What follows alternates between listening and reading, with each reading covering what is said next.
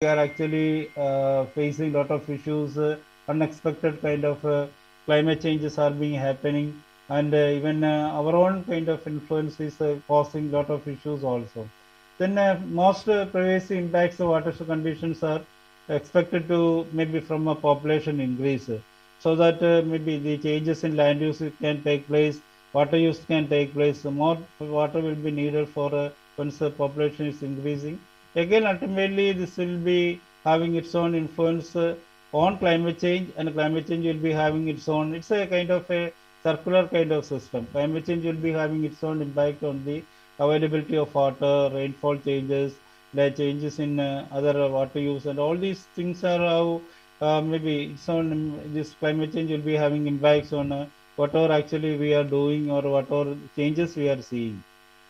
Then, in fact, the vulnerability is based on a combination of watershed exposure or maybe river basin exposure, how it is being exposed to a particular area, like maybe if it's a city or maybe it's a town, there are a lot of issues will be there, or near an industry, and there's a chance of more pollution will be there. Then the sensitivity, there are certain rivers which will not be that much sensitive to a particular pollution issues.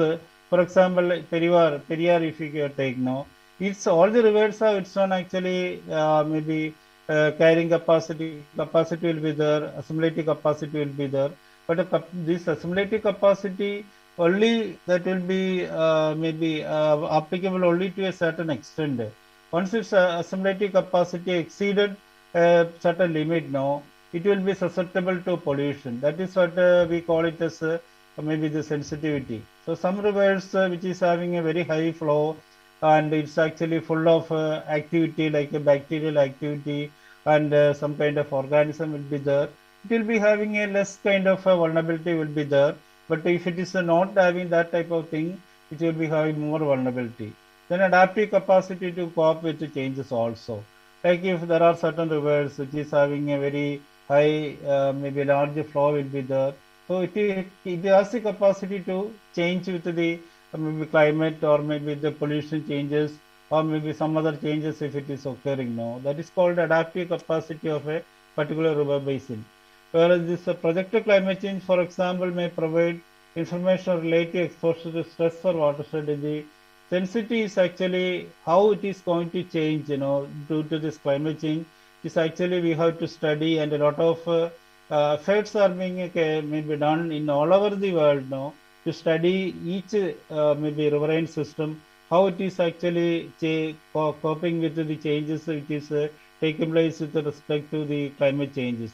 For example, actually, in fact, in the maybe the rainfall which we received during 2018 and 19, we didn't have any idea how this actually rainfall of maybe 3 days or 5 days at a very high rainfall which we have not experienced during any period of time will actually happen, and what will be the problems or maybe changes happening in the riverine system in the downstream. Now, actually, in fact, we have a lot of information. We know how to actually operate our maybe these reservoirs to control these type of issues.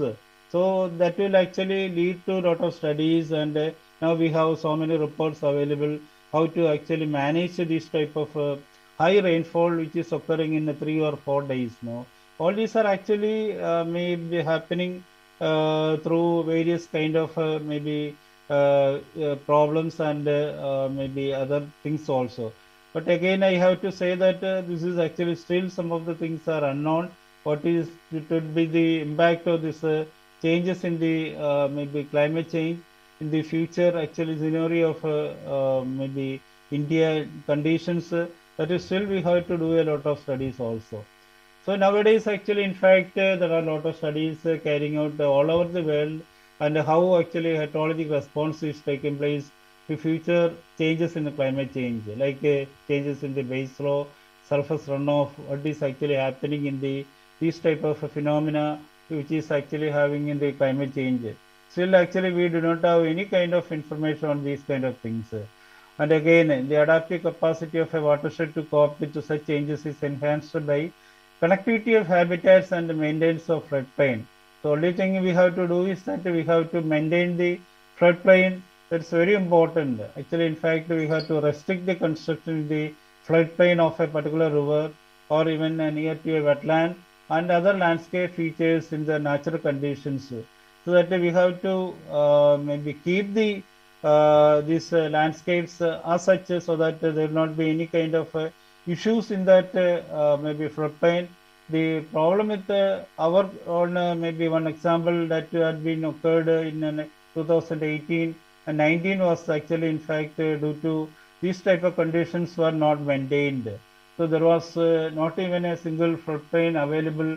All the places were actually in fact the floodplain has been maybe filled with the other type of activities or maybe some constructions had been done. The wetlands have been reclaimed for over the last maybe what to say 50 years. More than 45% of the wetland has been reclaimed. Again, open land, when you are actually taking the case of land use changes now, all the cities actually, in fact, we can see that the 45%, 50, even 55% of the open spaces have been converted to this built up land. That's happening everywhere. That's actually one of the problem which we are facing. So this type of climatic change can maybe occur throughout the potential to negatively impact river health, which include warmer ambient air temperature, fewer and more intense rainfall events, more frequent and extreme droughts and floods. These are actually happening everywhere actually nowadays. Now even Kerala also last few weeks now, no last 2 3 weeks now, we are facing maybe unprecedented flood or maybe rainfall in many of the areas. So it is actually maybe reported that maybe crores of rupees this agriculture products have been destroyed due to this type of flood which had occurred during this period of time. Normally, flood is occurring in the August or maybe September months. This time, actually, because of this summer rains, now wherever this problem has been reported, that is actually one of the main maybe serious issues which we are facing in Kerala. And again, in the agriculture productivity has been actually dropped to around 5 to 10 percentage. All over actually, in fact, in India, that's a thing which is happening due to this type of climate change. This is actually happening because we are not getting the rain at a particular point of time which we need that rain, or maybe we are actually facing drought during some period of time. All these are happening maybe because of this extreme events are happening, and our agriculture productivity is also diminishing or decreasing due to this type of changes in the climate change. So again, these type of changes can also cause reduced dissolved oxygen in the streams and lakes, and that will actually cause impacts on the habitat for cold and cool water fish species. Now, we can actually maybe count or maybe the collect this type of productivity or fish productivity in any of these riverine systems. Now, we can see that. The kind of productivity has been decreased over the years. No? Actually, in fact, the number of species has been decreased in the or maybe extinct in many of these rivers because of this climate change impacts which has been occurred in the rivers also.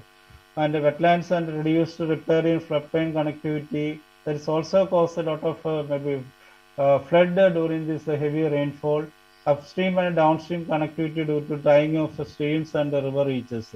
So there will not be any connectivity, as you can see that many rivers in Kerala also. Now one major river in Kerala called Bharatapuzha River. Now it's actually having its own problem, and many times it is dry due to the connectivity is being lost during the period of this from January to even April, May, then up to this monsoon period. And reduced extent diversity and quality of mainstream habitat for aquatic biota, increased pollutant concentration from urban and agriculture runoff. All these are actually can cause because of this climate change or potential ecosystem response to these changes. If we have a healthy river basin, actually this will be helping us to offset the problems which has been occurred due to this climate change, because it can actually maintain the base flow during period of drought.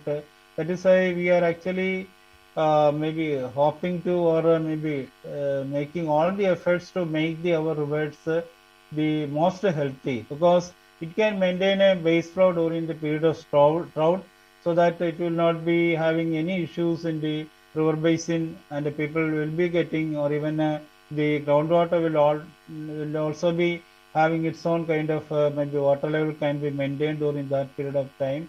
Flood mitigation as a result of natural stormwater infiltration can take place. Floodplain connectivity will be there. Natural surface and groundwater hydraulic storage will be there. All these actually will help to mitigate the floods during that period of time.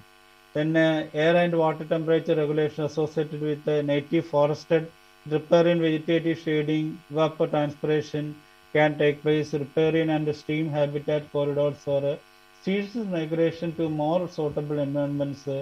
Ultimately, carbon sequestration in a native flora and soils. All this will be can happen if we have a healthy river basin in a particular area. So that is the importance of maintaining the health of a particular river basin. So if once we have a good sequestration of carbon, our climate change will be actually, we can reduce the impacts of climate change. So that will not be, the emission of carbon dioxide will be reduced. That also can be maybe caused by due to this type of maybe healthy river basin. That's the importance of maintaining the river basin as a healthy. So again, actually, how we can maybe adapt to the climate change. So anyway, now we know that it's a reality, even though all the times people were not believing that the climate change is taking place. But now 99% of the scientists are actually very sure that it is happening. But there should be some kind of maybe activity by which we can reduce the issues or maybe the disaster due to climate change.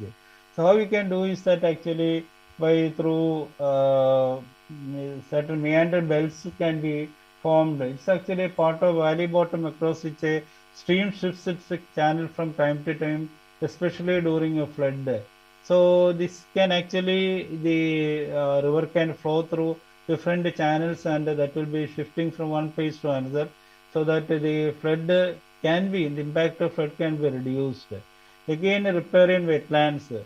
So these are actually temporary or permanently wetlands in waterlogged areas, so that this can actually contain the water during the floods. Then again, we have to maintain the floodplains. No activity should be permitted in the floodplains of a particular river. Then sediment transfer areas should be there, and again water storage and nutrient cycling capability should be maintained. Then natural hydrologic regimes should be maintained as such. So there should not be any disturbance on these kind of things. So if we are having this type of activities, we can actually maintain the system resilience to climate change. So these are some of the things which we have to be very careful to adopt, so that we can maybe shift to, or maybe maintain the, or maybe the climate change can be put to a minimum kind of problems in a particular area.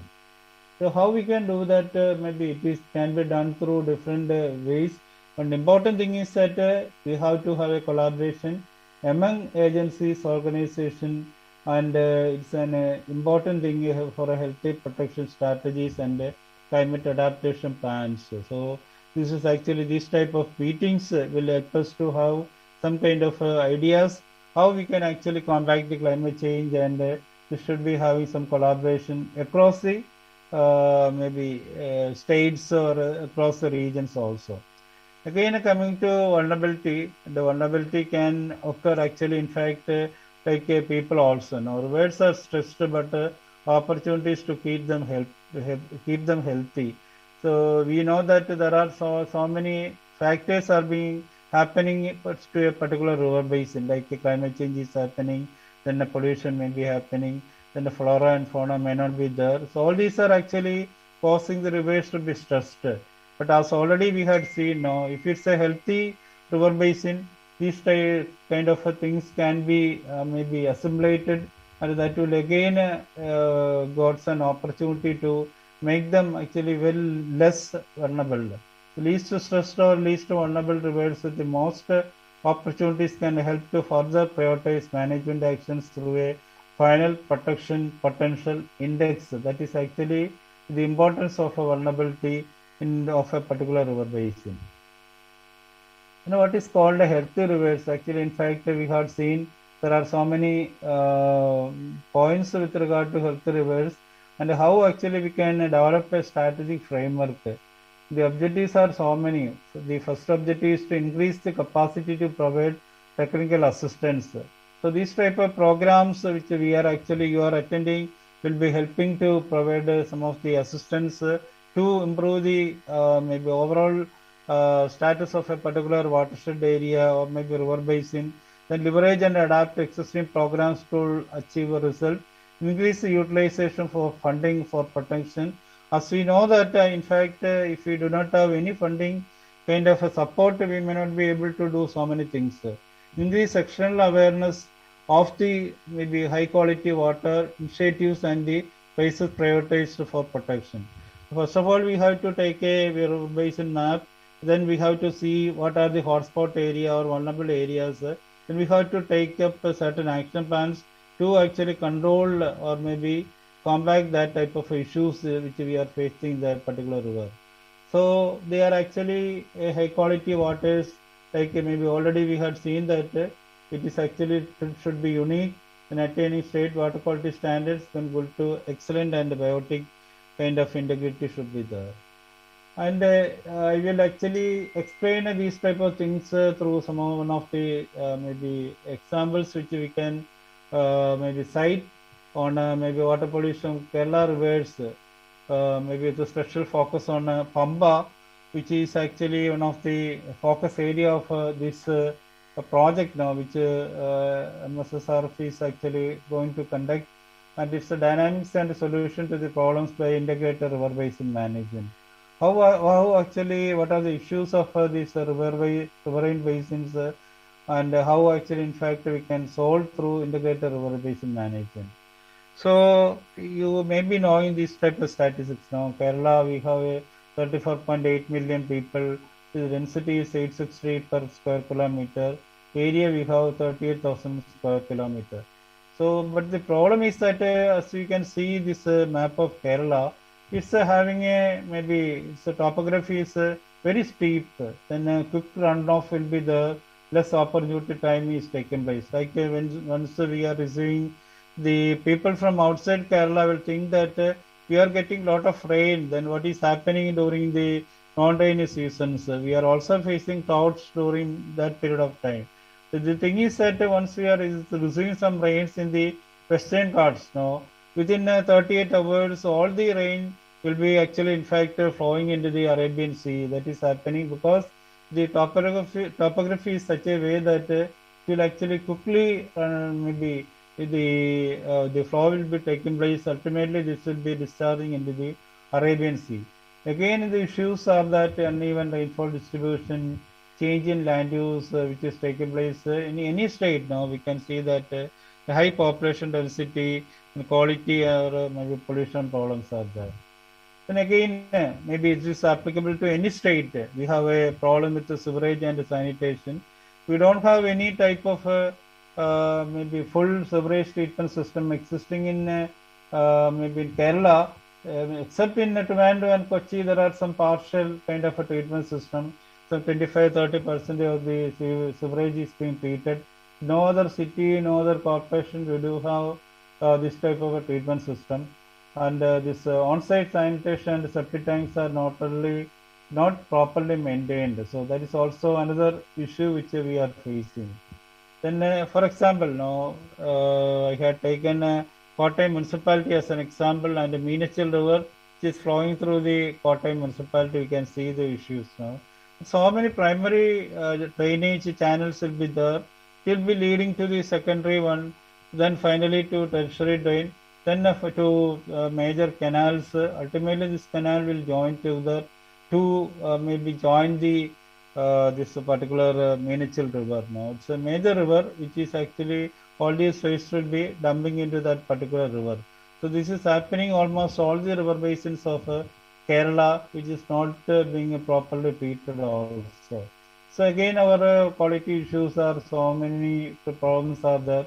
One is salinity in the ocean. We have actually, as I already told you, that there are short rivers in Kerala, around maybe 278 kilometer to around 16 to 17 kilometers. Maybe rivers are we call it as a river now. All these rivers, maybe we do have some 44 river basins in Kerala. All these are small river basins when compared to other rivers in when Tamil Nadu, Karnataka, Andhra, or maybe even other maybe northern states also. So then what is happening is that these are all these rivers are draining into Arabian Sea or maybe our wetland system. So these are short rivers. So during the summer period, salinity can intrude from the sea to the freshwater of our rivers. Maybe up to maybe a point of around 20 to 24, 25 kilometer now. This is happening everywhere now. Then the flushing of the system becomes less effective.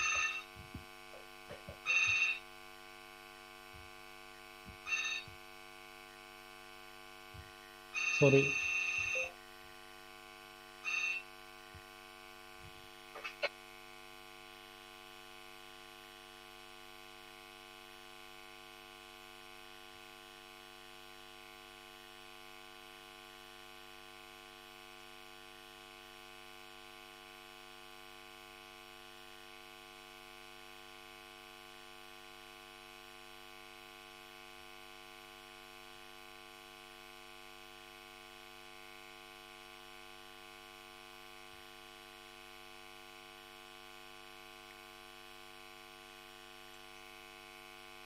Again, we do have the problems with respect to urbanization, soil and liquid waste, bacterial contamination, reduced for industrial effluents, sand mining. Lot of encroachments are also being taken place in the river basin, unregulated tourism, pilgrims. So these may be some of the common issues which is maybe applicable to any river in India. So all these are actually happening in Kerala condition. Only thing in Kerala is that we do not have that much industries. Maybe that is concentrated in some of the particular areas only. That is how actually, in fact, in the industrial pollution is very minimum in Kerala, but only some of the cities or Cochin or maybe Trivandrum or even one or two areas in Kollam, except that industrial pollution is not being discharged. But we do have problems due to the sanitation issues. Maybe it can be solid waste, it can be liquid waste, or maybe through tourism. All these are actually taking place and contaminating our riverine water. So already I told you that the liquid waste septage from Latin waste which we are not maybe treating properly, then solid waste. Then just to go through some of the, because of time limitation, I will not be going to tell all the things now. In fact, this is the case by which we had to monitor all the river basin. As I told you that we have 44 river basin. Any one of you, those who are actually interested, can actually download these reports through the Kerala Invis site. It is available and you can actually download and you have to, only thing is that you have to do some registration, then do the downloading of these reports from the site. So this one of the no what I am saying is that all these reports will contain the seasonal variation, monitoring of heavy metals, all the details are there. Then water quality index have been calculated. Says under pollution control classification have been done. Then water quality criteria for rivers based on irrigation standards. Multivariant variate statistical analysis have been carried out. Scientific survey, groundwater chemistry, paper diagrams. Oh, so many things are actually available. Pollution load index, contamination factor. Then biological analysis on a different phytoplankton analysis, zooplankton, benthic micro invertebrates. All these actually, in fact, are maybe available in this what I call the reports. Now, the different phases. In fact, we had published these reports. These are some of the reports which is available. As I told you that it's available in the website. You can those who are interested can actually download these things. And we had actually identified the hotspots in different areas, or we can say that these are all vulnerable areas. Or actually, the mainly the CPCP classification, these are actually very poor kind of a quality which we are found, and this is due to different reasons: rubber plantation, washing and bathing yard, and township area, maybe the different areas.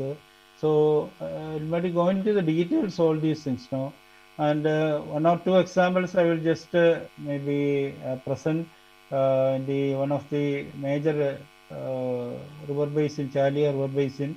Actually, there are so many places we had actually identified the vulnerable areas due to color change. Then maybe some of the heavy metals have been detected in these areas. This is a port area where actually, in fact, it is having its own issues. Then one another area is called maybe this Kolatara, where BOD is a very comparatively very high. It's the waste dumping area. Again, we had actually detected this heavy metals in some of these areas. Then these are the water quality index. Maybe you can say that these are some of the vulnerable spots which you identified. So you have to have some programs for containing these type of hotspot areas. That's the maybe main focus of this particular river basin.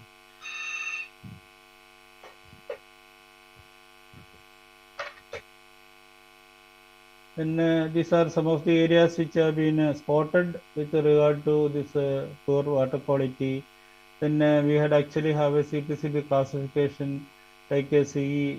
Mainly, we had found that most of this majority of the rivers there are actually, in fact, in Kerala, the issue is that the sewage is generated directly and discharging into these rivers directly without any treatment. So there actually the bacteriological contamination is there. We can see. So that's the problem with regard to this rivers of Kerala. Then another river, you may be knowing this, might have heard about this Periyar river, which is flowing maybe through this Aluva, then through Idiki, Ernakulam district. The length is actually 244 kilometers. Then pH is actually the changing, and in many of the stations in Periyar river, and turbidity is increasing. Then again, the water quality index have been calculated. The downstream actually, in fact, we can see there are a lot of stations with poor and marginal water quality stations are there. All these are actually maybe some of the vulnerable areas like Damalaya, Tekadi, Kaladi, Chovara. All these are actually due to some of the problems like the tourism pays, maybe then disposal of waste, pollution tolerance species are present. Then we have to have some of the management action plans for this, how to control this type of pollution. That's the importance of actually knowing the water quality index. There are so many industries are there. Actually, it is they are actually discharging with a partially treated this wastewater. Ultimately, to Pamba River, as you might have heard about this Pamba River, it's one of the most maybe important river in Kerala, because this Shabrimala, it is on the maybe the basin. Shabrimala shrine is on the basin of this Pamba River, and lakhs of pilgrims are maybe taking bath in the Pamba River during the peak season, especially during the November to January or February months. It's actually third longest river, and it's there are a lot of four tributaries are there. Two hydroelectric projects are there. It has been brought under National River Conservation Plan. Then it is actually flowing through Pathanamthitta, Alappi, and Idukki districts, and finally discharge into our Vemrad wetland system. So the thing actually, in fact, in the land use map of Pamba River, we can see, some of the areas are paddy field, some are mixed crop. Then forest, the upstream area is having a Pamba reservoir and Kakku reservoir areas. It's actually a forested area. Then river water bodies are there. Then different plantations you can see in this Pamba river basin. But the thing is that actually over the years, around when 20 to 30 or 35% of the forest area is being converted to plantation area or maybe built up area. That's actually happening in the Pamba river basin also. So some of the different maybe activities in connection with the this Pamba river basin, Sabriola boat basin, Maraman, and the maybe in 2018 flood. All these places have been flooded with the flood water. And normally it is actually a lot of pollution is also taking place in the Pamba river. And the annual discharge of Pamba river is actually in the Metland lowland. In fact, we had a maybe a figure of around 86 maybe cube of this total discharge in Pamba River. Then these are the various hydrological parameters. Annual rainfall, you can see that normal rainfall is 3,762. Then maybe without much difference. No, the southwest monsoon is June, July, August. Northeast September, October, November. But during the last maybe 2018 flood, the rainfall reported was 176 in one day in 15 August. You can see 15 to 16 it was 397. Then 15 to 17 it is 538 and 217. So this is the maybe kind of torrential rainfall which we received in the Pamba basin during that period of time. So many drinking water supply schemes are there. The hydroelectric project, two projects are in Pamba River Basin. And one of the major irrigation project is Pamba irrigation project through Pamba Dam. So this is actually the Pamba River Basin from the upstream to downstream. There are so many townships are there. Ultimately, it is flowing through the irrigation area or agriculture area to the Arabian Sea. So we have collected so many samples, so I will not be going to the details. But only thing is that you can see that we had determined the water quality index, also determined the vulnerable areas of this particular river basin.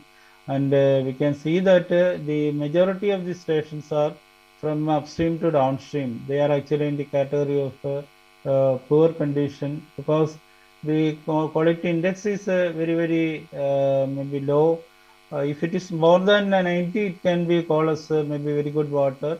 If it is less than maybe this 43, it is called poor condition of the water mainly due to bacteriological contamination and even other. In the downstream, we have chloride problem and BOD problem, dissolved oxygen problem. All these are actually some of the contributing factors to lead to the maybe condition of this Pamba river. So 85% of the samples are poor water quality. Then cluster analysis have been carried out. Then coliform count, you can see that 2,62,000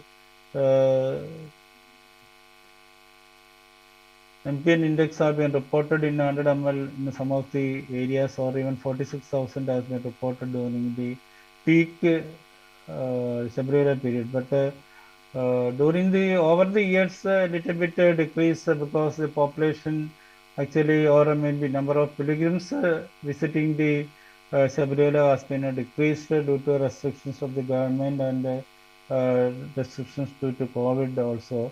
So that all actually lead to little bit improvement in the quality of this Pamba river basin.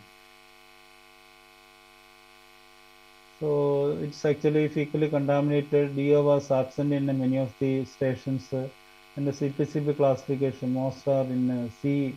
These are some of the vulnerable areas or hotspots identified. And it's actually there are three rivers joining at a particular area called Triveni Sangamam. But actually it is found to be one of the most problematic area. Then Pamba Ganavati Kovil, there is another area which is there. And Ganavati temple, another point was there. Then one boat jetty actually, in fact, it is Pallaturuchi, where actually the river, in fact, discharge into the Vemnad Lake. There also actually, in fact, it is polluted due to different reasons.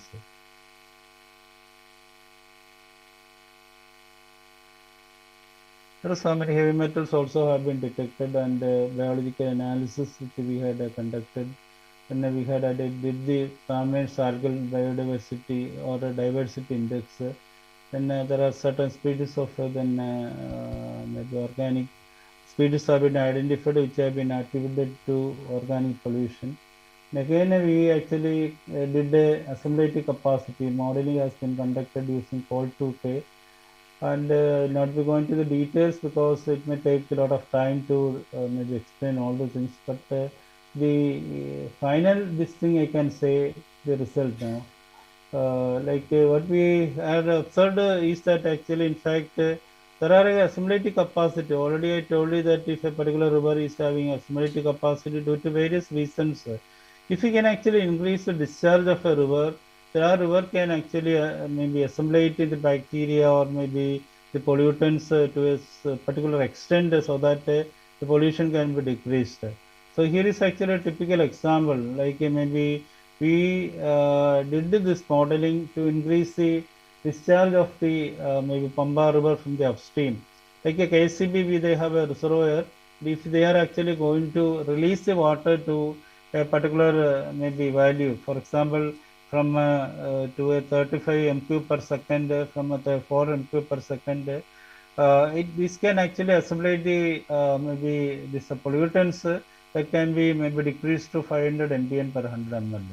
So again, if you can have a full-fledged treatment system along with this type of maybe discharge of water from the upstream, and again that can also maybe do the increase the assimilative capacity. So we had actually proposed a scientifically designed drainage system along with the release of the water during this peak pilgrim season so that the assimilative capacity will be maintained in the river. So these are some of the issues we had identified with regard to Pambara River Basin, sand mining, untreated salt and liquid waste, manage this from the downstream, reduce the flow of water, wastewater from Sabrimala, human excreta, sewage from towns, plastic waste. Then these are some of the problems which we found, and we actually suggested some solutions also for actually controlling this type of problem. So one of the major thing which we can actually suggest is integrated water quality management. It's called IWQM. What is actually it is an integration of water protection, land and water use. Already, in fact, initial slides we had seen, but this is actually more little bit a simplified way of what we are saying to control the pollution of a particular river. No, it's land use and water use, preservation of ecosystem sustainability, preservation of functional unity of a catchment, river flow, socio-economic activity in the catchment. All these are actually integrated. We will call it as IWQM. So the approach is actually a kind of a strategic approach. In practice, start with the concrete issue that can yield the best result. Then seek action. Then we have to catalyze the change also. Actually, in fact, we may be thinking about a lot of strategies, but we may not be going beyond the actions. So we have to have some kind of maybe changes should be maybe done in a particular maybe basin or a river basin. Then the changes we can see also. No, then some of these things can be management principles like decentralization to lowest appropriate level. Kerala is one of the typical example. So we are actually taking decision at the lowest level, at the Panchayat Raj level also. Management within hydrological units, participatory irrigation or participatory management, then the cooperative governance, financial sustainability, full cost recovery, polluter pay principle. All these are actually some of the changes we can carry out as part of this WRM or AWRM. Like enabling environment can be done due to this WRM changes, sets out the game rules, then the institutional framework can be defined, then it can define the who players are actually what they should do, management instruments, the players' competency and skills can be developed in this particular kind of this maybe if you are developing a what water quality management resource or something like some institutional reforms during this water quality management.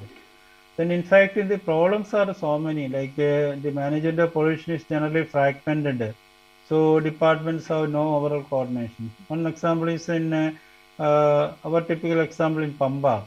Actually, in fact, KCB and even a pollution control board or Kerala Water Authority, they do not have any coordination because KCB, Kerala State Electricity Board, is operating the system or even reservoir at the upstream, and they are actually releasing the water from the upstream to downstream during the after the power generation. If they are actually having some coordination between the pollution control board or maybe our Kerala Water Authority, that will be actually maybe there's during this peak period now they can actually generate more electricity and can release more water also.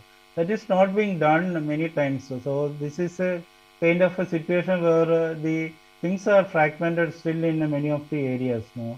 Measures and prevention treatment and impacts are not applied on the basis of a common agreed principle and strategies. So that also very important now. What type of a treatment do you need? What are the impacts of that particular treatment? Whether people are actually for the that particular program, that is all not being studied and just actually putting these type of measures on the people, so they may not be, they may be resisting also. That is also not maybe very successfully happening now. Available resources are not allocated in an optimum way, and vertical institutional organization of the government. It's not a horizontal kind of thing. Vertical kind of things are being thrust upon some certain departments. So that is also not successfully happening. Weak law enforcement. We do have a lot of maybe so many laws are there, but it is not being implemented properly in many of the areas. Conflict of interest and work plans are actually happening, and it is not properly being done also. Excuse me, sir. So yes, yes, yes. Sorry Okay. to interrupt. How many Yeah. more minutes you may require? Yeah, I will actually finish it, no problem. So some of the maybe areas of interventions, I'll just maybe show. Okay, okay, sir. Okay, it's okay. So we do have maybe the responsibility of stakeholders and the local bodies. So we do have some responsibilities, and water suppliers institution mechanism should be strengthened. Then the beneficiary of consumers should also be there. Then again, actually, integrated water resource management, water quality, Pamba River. Actually, IWM planning tool should be developed.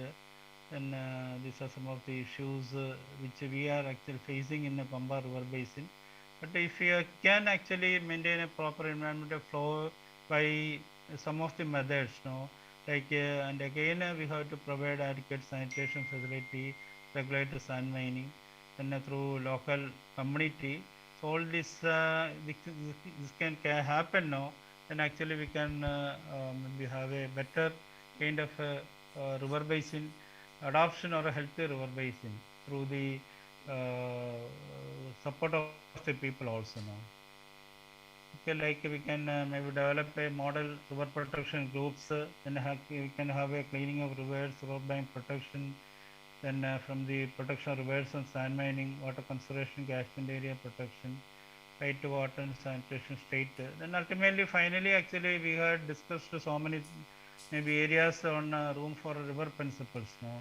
Strengthening dikes, dike reallocation, deep altering, lowering of floodplains, lowering groins, deepening summer bed, high water channels, removing obstacles, water storage. All these are actually called room for river principles. No? So that once a flood is there, the river can actually take care of itself, no, to control these floods. This is all what I want to tell you or convey you. Thank you so much. Yeah, thank you, sir, for this wonderful presentation. Okay. Now the session is open for discussion. A couple of questions, if you can answer. Thank Yeah, you. definitely.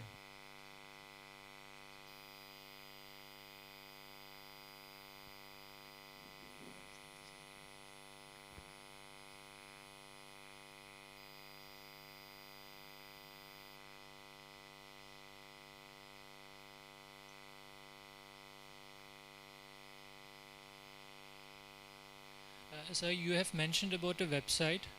Is it Yeah. CWRDM website? The It's Pampa. not a Kerala Invis website. Okay, Invis.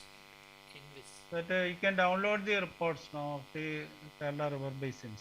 Sure, sure, sir. I'll come back to you.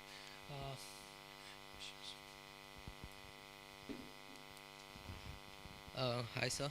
That was a very nice presentation, sir. Um, Actually, I was wondering how do you calculate the river vulnerability index? You said it's a set of sub indices. Yeah. How do we calculate that index? So I Actually, would. in fact, it may take some more time now. Like water quality index, as I told you, that it's a kind of there is a standard available No, so by even Canadian with. Environmental Facility. CCME standards are also that's available. It's available in the site also. You can just download those things. And again, we have to maybe have the index for the climate change index also, vulnerability index also. Then again, this biological index also you have to calculate.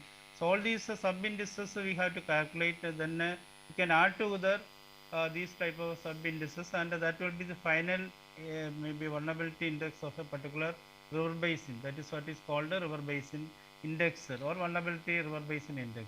And But in groundwater, it's much more easier now because it's a confined aquifer. But a river is not a confined aquifer. So there are certain maybe principles are there like to calculate the vulnerability index of a maybe groundwater. There actually you need not have to have sub indices. Directly you can calculate the groundwater index. But the river is a very little bit complex system. It's a dynamic system which you have to how these type of factors also like maybe so many things are there which is involved in that. Then water quality index also we have to have the data for 2 3 seasons also. May again a climate change the rainfall data is available, the the projection or maybe prediction maybe should be available. So all these actually should have the data available with you, then only you can go and calculate the maybe some index. um, yes, I will go through the references, whatever it Okay. is. But even with water quality index, I'm pretty new to the subject, sir. Um, I was trying to do water quality indexing of wetlands in the state of Goa. Okay. Wherein I went to through various literature, but various Normally, authors and various I will. scientists use different In, kinds of indices, sir. There are, I okay. think, if I'm not mistaken, more than 32 different kind of water quality indexing techniques. Yeah, So yeah. I don't know which one to use or what would be the best one to use for Yeah, yeah. The wetlands or best river. one is of course CCME, Canadian Environment Minister's maybe Environment Index is the best one now. That anyway that is accepted all over the world. CCME index. Just CCME. note it down. CCME. Okay, the one which you mentioned in one of your slides Yeah, also. yeah, Okay. yeah. You can just maybe write to me, send an email. I will send you the details now. Yes, sir. Even That wetlands would be also, very it is helpful. better to calculate the health index of this wetland. No, there's a maybe you can see the website of Ministry of Environment and Climate Change. So there's a portion called how to calculate the health index of this wetlands of a particular area. So That that will be the I've best method we can actually I follow. think I've gone through that website also, sir, but it is not quantitative. I think it is qualitative index. The It's a health. quantitative also. It's available now. It's you will get a figure also now. Like maybe it's a tonnage, it's maybe disoloxin value, chlorophyll value. All these values you have to put into that, and we will get a final score. And if that also, if you want to know the details, I can send you across the final details. That will be helpful, so I will contact you Okay, via email. So thank you. by email, please.